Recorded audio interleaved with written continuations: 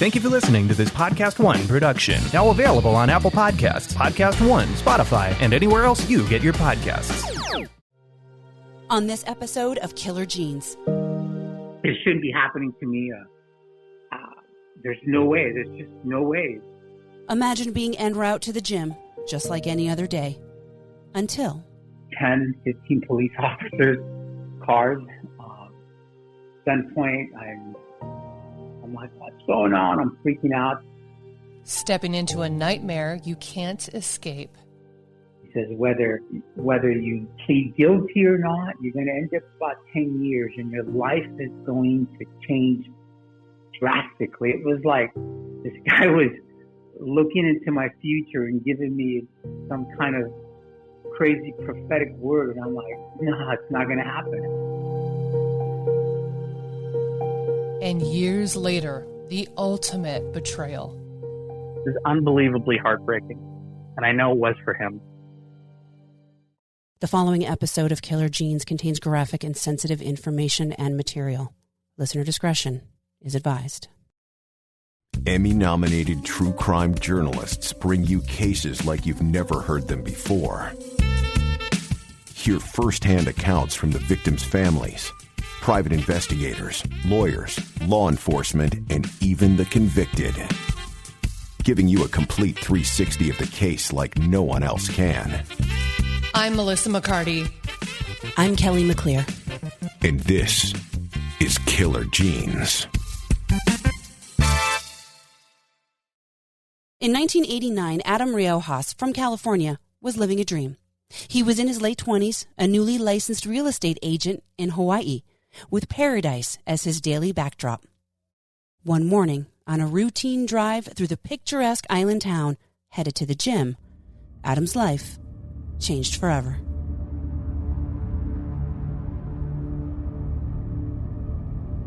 I'm with a girl that I was dating at the time. She is like screaming, losing it. We get put on the ground. She's kicking all over the place. They take us in separate vehicles. They cuffed her. They didn't cuff me because she was really like hysterical. Before heading into the police station in Hawaii, the officer told Adam to get in the front seat. His handcuffs were off. What followed was a haunting conversation. It's funny because I don't think too many people have asked me this question. And we start talking, and he says, I believe you, because he tells me I'm being charged with murder. I tell him I know nothing about some of the details that he's giving me. He says, he says, I know how the system works. And it's an insane conversation because it made no sense to me. The guy says, you'll probably end up doing about 10 years for this. He says, whether you plead guilty or not, you're going to end up about 10 years and your life is going to change drastically. It was like this guy was looking into my future and giving me some kind of crazy prophetic word. And I'm like, no, it's not going to happen. I said, I didn't do this. I have no idea what you're talking about. But he's being very cordial, just an amazing police officer. I get to the jail in Hawaii, and they put me in a single cell, and probably for the next 2 or 3 days, I'm questioned by them, by the Los Angeles Police Department where this crime happened, and it was like being in a movie because it was like in a dark room with lights underneath, and you're getting questioned and pounded. Adam was being questioned for a murder that happened weeks prior in Los Angeles during a time he was home visiting his family. They come into my cell and they say, you're free. I'm like, what the heck? And I hear some of the police officers, you have a big lawsuit coming. Oh, they did you wrong. The police officers are saying this. And I am released with no charges pending. The LA murder that the police were questioning him about happened on a special, but now unforgettable day for Adam, December 8th. It's left this indelible memory because it was on December 8th of 1989, on my birthday, the day in question of this murder. And I was there with a female, a girl that I was dating at the time from Hawaii, in San Diego, a city called Carlsbad. The morning of his birthday, surrounded by family and his girlfriend, there's a knock at the door.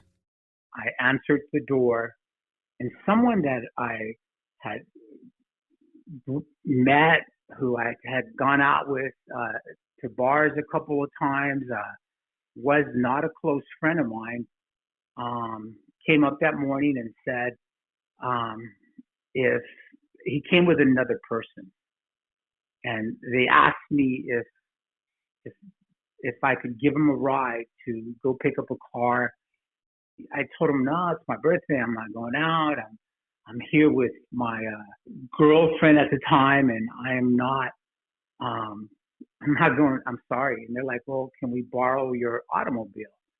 I'm like, what time do you plan on coming back? It'll only be several hours. We'll be back soon. Adam carries on celebrating his birthday with family. As promised, his car was returned in the late afternoon hours. He and his girlfriend went to a club in downtown San Diego that night, had a great time, and 2 days later they flew back to Hawaii.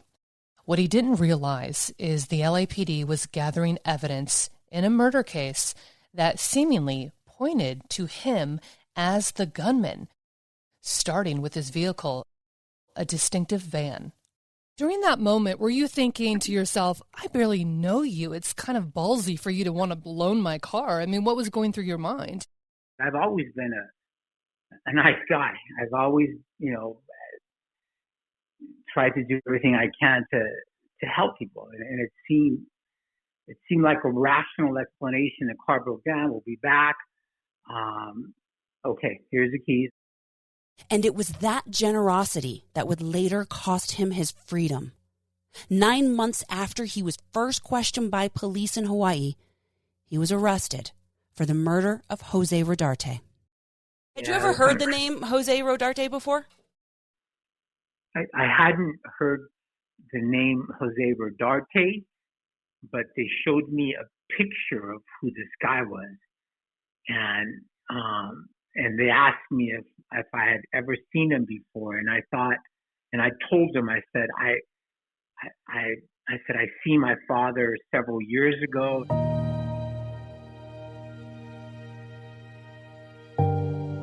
Adam was never close to his father. His father wasn't around when he was growing up. My dad, I don't know, he was just never really around. I know he was always intoxicated, always had what looked like bad people around him. When I say look like bad people, they, language is vulgar. Whenever he would come over, he would always be with somebody, another male or several males. I know, again, when I was 9, we visited him at a federal prison.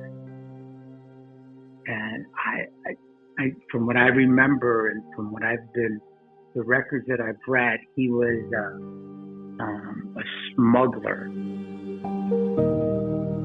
Adam took on the father role in the family for his 2 brothers and sister.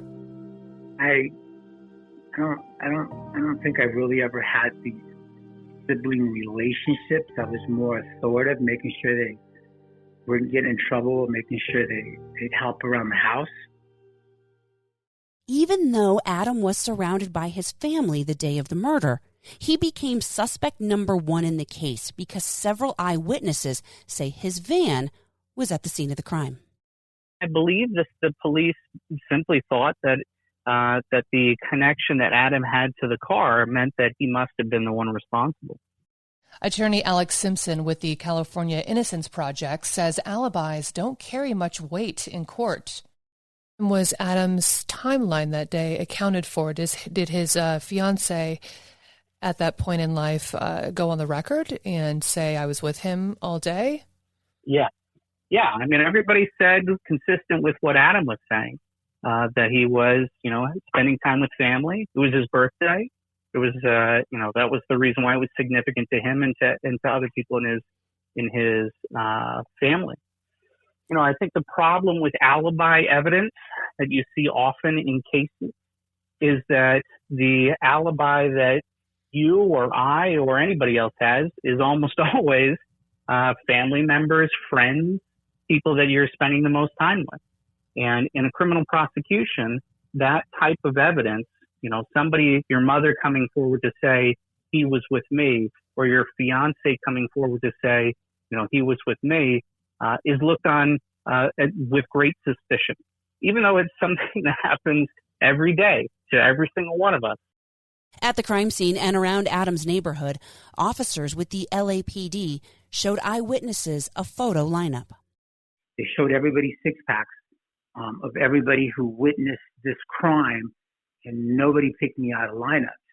What's really interesting is once I was arrested, I was brought back. I hired my own attorney at the time because I still had money. I sold real estate, and the attorney told me, hey, they want to do lineups. Once they do the lineups, if nobody that witnessed the crime picks you, they'll let you go. And of course, I did the lineups. Nobody picked me out of lineups that witnessed the crime, and they didn't let me go. Eyewitnesses are generally, especially stranger eyewitnesses, are very, it's very difficult for them to correctly recall the information of the person who committed a crime.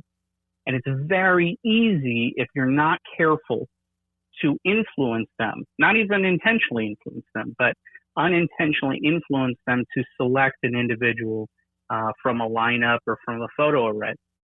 Dowdy eyewitnesses and an officer who was showing Adam's photo to people.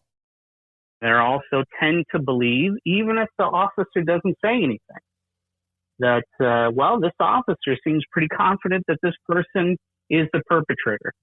So I believe that this person is the perpetrator. So by the time of trial, the identification becomes 100%.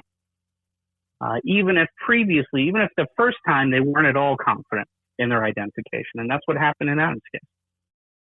I think the prosecution's theory at the time was that the case was fairly solid because it was based on the testimony of eyewitnesses. Eyewitness identification and eyewitness misidentification is one of the leading factors, if not the leading factor, in wrongful convictions. Where is that stance legally? Can an officer pull out an image? Does it have to be accompanied by others in a certain environment? How does that work? So the number one thing is that the entire procedure should be recorded, either audio or video.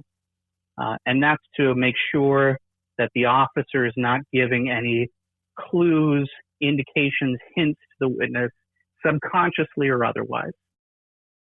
The officer should also not have the photo stand out unnecessarily from all of the other photos in the array.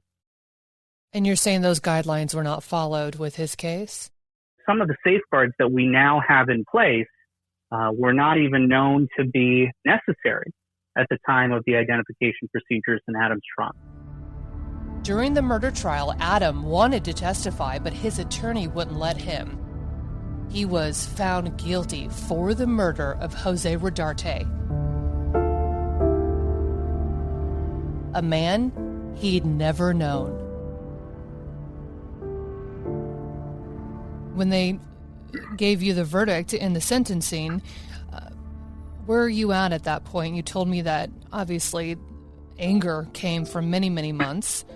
How did you accept that new reality when the entire thing was just one string of bad events after the next?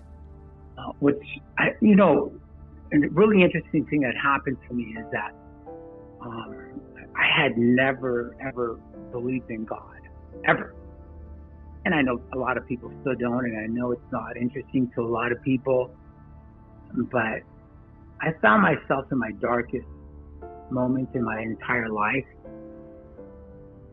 And I called on God, and I remember this verdict coming down, and they take you to a single cell after that to make sure they watch you for a little bit, make sure you don't, I guess, kill yourself or whatever they expect you to do. And I'm like, man, everything that I had believed recently now with this newfound belief in God was all in question. Like, how can this have happened? Why would you allow this to happen? And I had read something really strange in the Bible that said to thank Him for everything. And I'm like, what the heck? Thank you for this? Never. And so I probably literally lost my mind for about 24 hours. I didn't know what to think, who to turn to.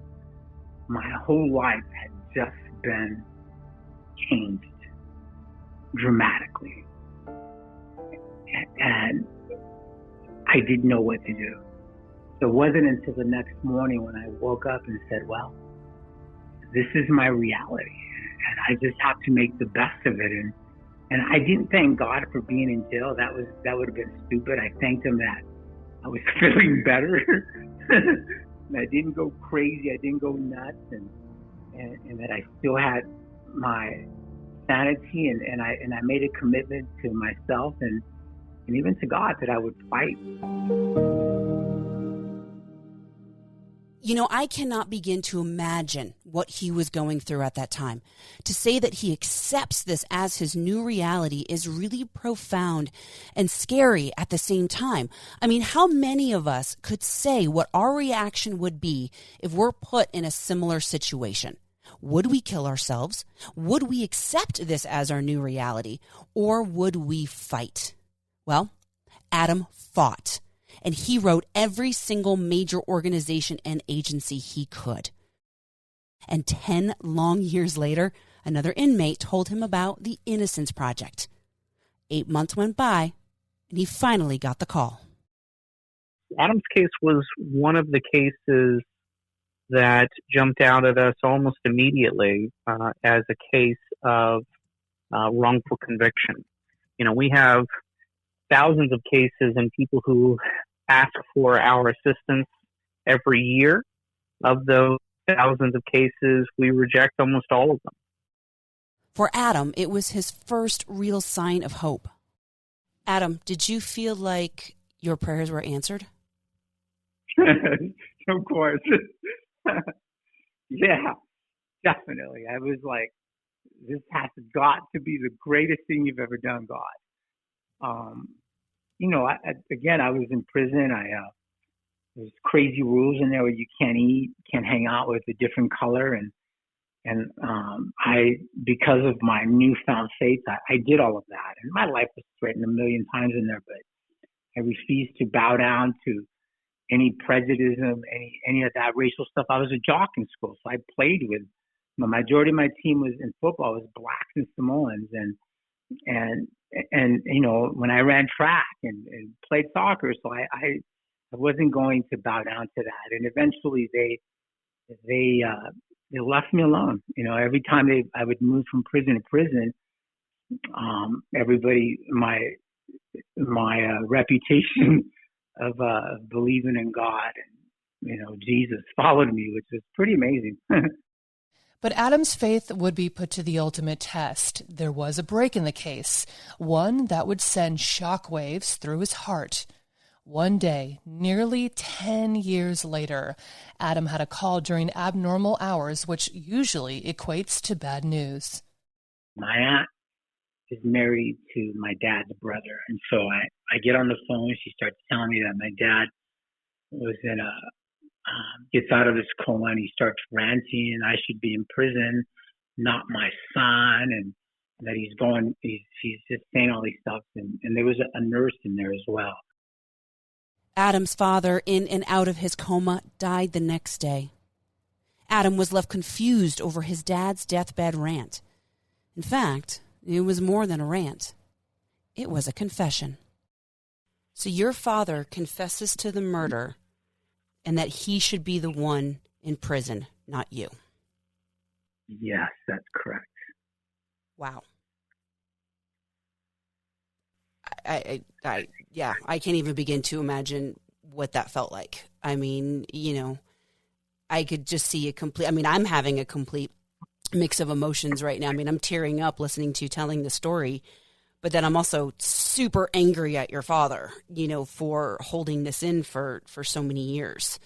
Did you experience similar roller coasters of emotions? Well, here's what's really kind of,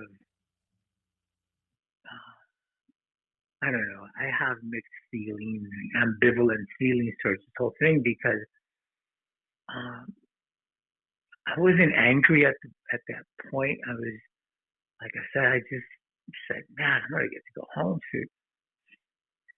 And I didn't really think about it. I was more, and it almost sounds cold because I didn't really think about him. Nothing mattered. I didn't hold anything against him at that point. I was just thinking, man, I'm glad this coward said something.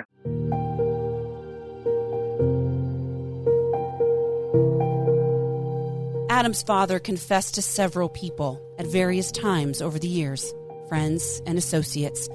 In his last moments of life, he finally felt remorse.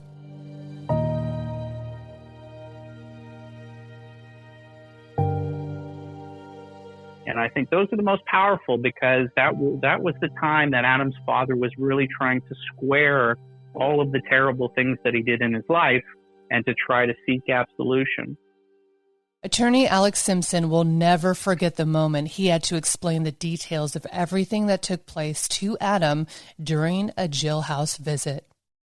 And when we explained to him that we had uncovered the evidence that showed his father had confessed to committing this crime, it was unbelievably heartbreaking. And I know it was for him. You could see the complex emotions straight on his face. And to his credit, he is an incredibly forgiving person. And I think he is trying to take this whole process and figure out how he can use it to make himself better. But I don't think any of us could ever understand what it would be like to find out that your father not only committed this crime, but allowed you to go to prison for it. It's just unfathomable. What was his father's motive? Why did he kill Jose Rodarte? These individuals grabbed the van, and then they also picked up Adam's father, because Adam's father and the victim had a falling out, had a business relationship, and had a falling out.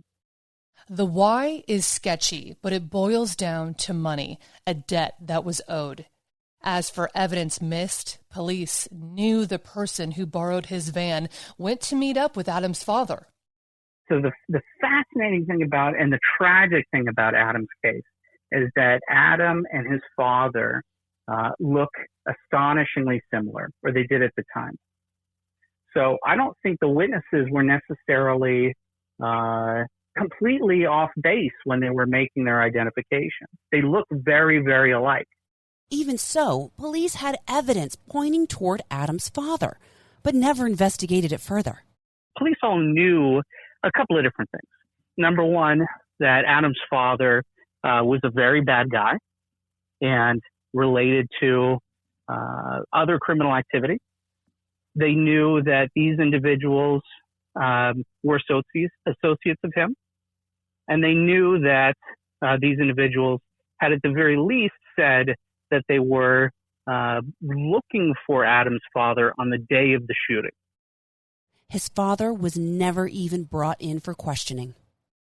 the interesting thing about all of those puzzle pieces is that they never put it together that Adam's father, instead of Adam, may have been one of the perpetrators in the crime. These individuals were obviously associates. They were in the drug trade. Adam's father was in the drug trade.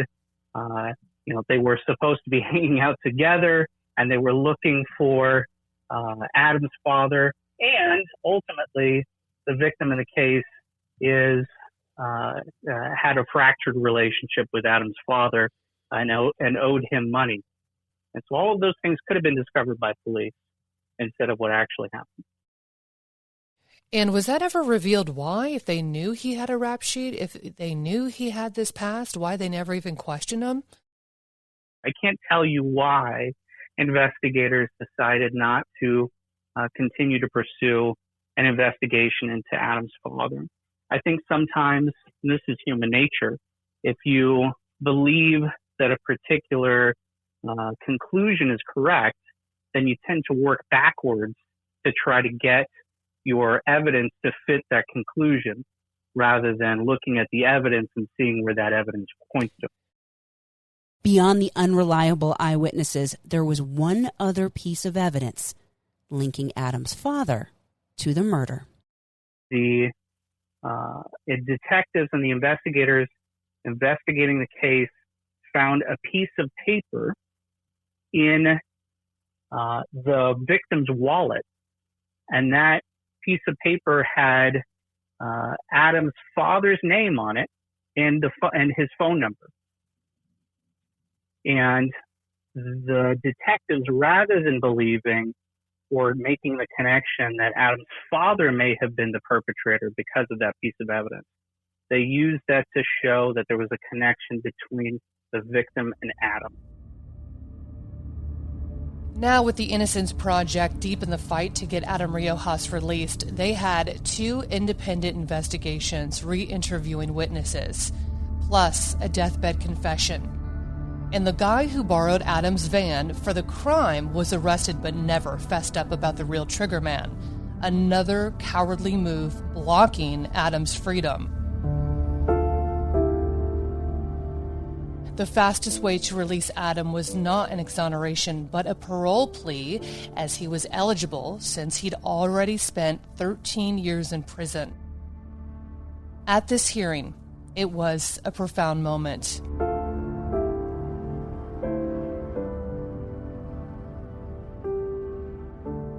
The district attorney has the right to attend those parole hearings and argue for or against the person's parole.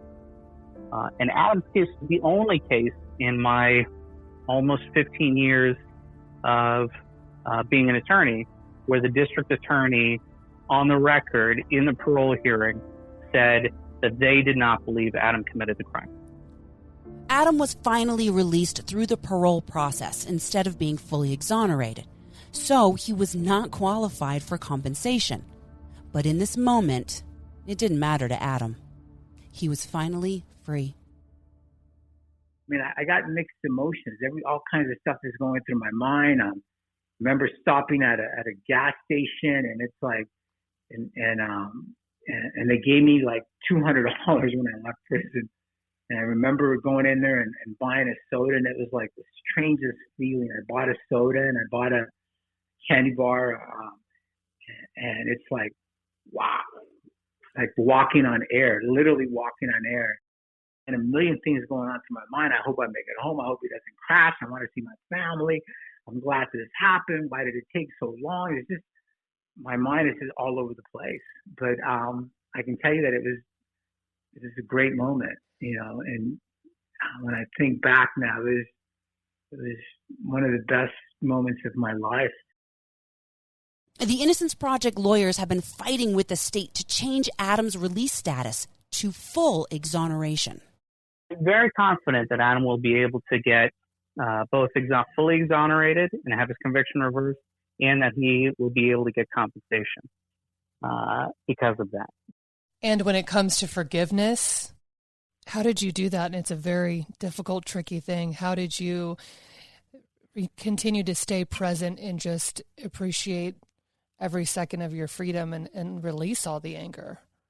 Or was it just the act of living itself that helped? I actually went home that night, and I've said this several times, and I know what happened. I literally got into a wrestling match with God, my profound belief now, and it literally wrestled. I just had to move on with life, and I had to forgive this man. And I did.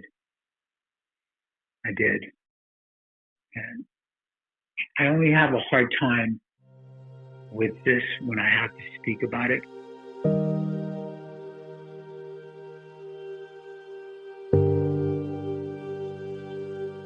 Adam didn't waste away while in prison. He earned 12 vocations, from masonry, computer programming, to becoming a pastor. His life now? Married with 2 beautiful daughters. I love them to death. They are the sweetest little angels on the entire planet Earth. And I just love them to death. The California Innocence Project has worked to pass new guidelines for eyewitness testimony and procedures for officers in the field when crimes occur, all of which go into effect in 2021 to better serve people like Adam Riojas. The thing that's unique about Adam's case is Adam. He's been able to take this tragedy, a family tragedy, a personal tragedy, and turn it into something positive. I mean, he's a pastor now. He is trying to make the world better. And I think that's a real testament to him, because I know that if I had gone through an experience like that, I don't know that I would have had that kind of strength. Adam has a court date coming up, a hearing to fully exonerate and qualify for wrongful conviction compensation after serving 13 years. At 59 years old, compensation won't repair what was taken. I don't think money could ever buy freedom. No, money can't. I don't think if you gave me $1 trillion, it wouldn't pay for the years that I lost. But it will certainly help with his new life. And it's all thanks to the Innocence Project, who fights for people like Adam. And that's why he recounts the pain to us, for people to know what can be stolen and what agencies like the CIP can do to help. If you'd like to support their cause, please check out their website.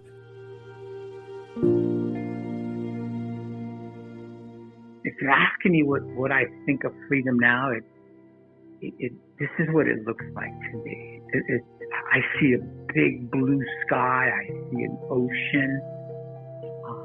I see trees, and they're greener to me than they've ever been, even in dry seasons. I don't complain. I don't hang out with people that are whiny or complain. I look at every day as a gift from God. I can breathe. I'm alive. I'm healthy.